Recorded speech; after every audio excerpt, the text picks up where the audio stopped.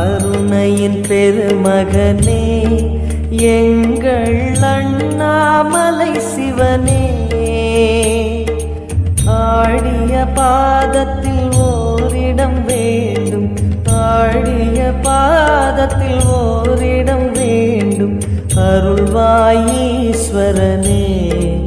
அன்பே அருணாச்சல சிவனே.